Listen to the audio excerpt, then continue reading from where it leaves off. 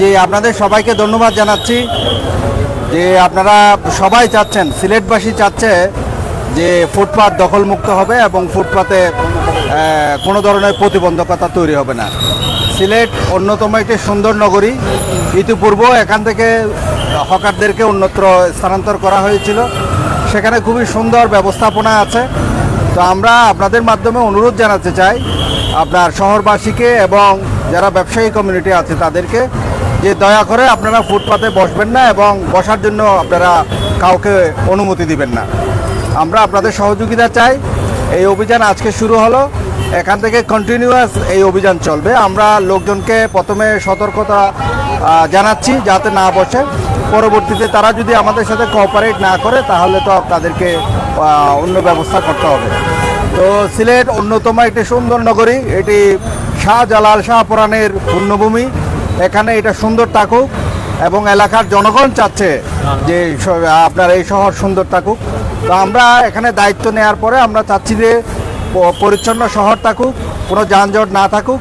আপনাদের সকলের সহযোগিতা কামনা করছি। আচ্ছা, একটু প্রশ্ন করি, যেহেতু আজকে প্রথম অভিযান ছিল এবং অভিযানে যে বিষয়টি দেখা গেল ফুটপাত এখনো দখল আছে এবং ফুটপাতের পাশাপাশি সিএনজি এবং অন্যান্য রিক্সাগুলো কিন্তু রাস্তা দখল করে আছে, সেক্ষেত্রেও কোনো ধরনের ব্যবস্থা গ্রহণ করবেন কিনা? এটা এই সিলেট শহরে আপনার অনুমোদিত সিএনজির চেয়ে 2, 3, 4 গুণ বেশি আপনার সিএনজি আছে।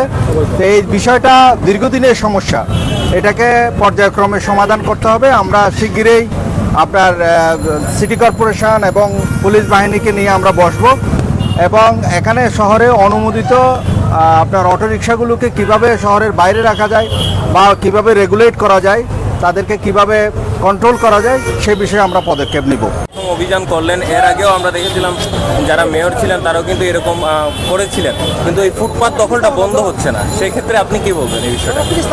আসলে জানেন যে 5 তারিখে ছাত্র জনতার অভ্যুত্থানের পর থেকে এর আগে কিন্তু এটা এখানে ফুটপাত দখলমুক্ত ছিল, কিন্তু এরপরে ওই যে পুলিশ বাহিনী এবং আমাদের কিছু কারণে আমরা তাদেরকে খেয়াল করতে পারিনি, যার কারণে তারা আবার এসে রাস্তায় বসেছে।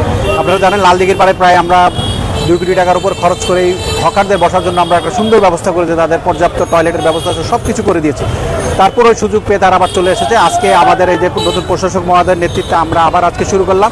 এখন থেকে আমাদের প্রতিদিন 3টা মোবাইল কোড এখানে কাজ করবে। যারাই এই ফুটপাতে বসবে তাদেরকে আমরা আইনের আওতায় আমরা আজকে ওয়ার্নিং দিচ্ছি, কালকে থেকে আমরা এটা কঠোর হব এবং আমরা চাই যে শাহজালাল শাহপরান পূর্ণভূমি, এটা সিলেটটা যেন একটা পরিচ্ছন্ন নগরী, এটা একটা পাশাপাশি একটা বড় পর্যটন নগরী। সারা বাংলাদেশ থেকে লোক এখানে আসে মাজার জিয়ারত করতে, জাফলং সহ বিভিন্ন এলাকাগুলো। তখন তারা যখন শহরে ঢুকে তারা যেন আমাদের শহর সম্পর্কে একটা ভালো ধারণা পায়, সেটা আমরা ইনশিওর করার চেষ্টা করব। তবে এই ক্ষেত্রে আপনারা যারা আছেন, আপনারা সাধারণ জনগণ সহ সকলের আমরা সহযোগিতা চাই।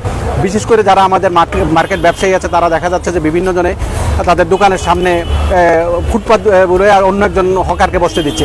এটা যেন ওনারা না করে আপনাদের মাঝে আমরা তাদেরকে অনুরোধ জানাচ্ছি। আমরা কিন্তু তাদের ক্ষেত্রে যাদের দোকানের সামনে পাবো তাদের বিরুদ্ধে আইনানুগ ব্যবস্থা নিব। পর্যটকদের জন্য আপনাদের কোনো ধরনের ইয়ে আছে কিনা? এটা আসলে আছে, ইতিপূর্বে আগে পর্যটকদের জন্য গাড়িটারির ব্যবস্থা ছিল, এখনও আছে সরকারি ব্যবস্থাপনা। আপনারা জানেন যে কিছু বিআরটিসি বাস আছে। আমরা পর্যায়ক্রমে আপনাদের সাথে কথা বলে পাবলিকের আমরা অপিনিয়ন নিয়ে আমরা এটা চেষ্টা করব নতুন কিছু করা যায় কিনা আমাদের পর্যটকদের জন্য। ধন্যবাদ।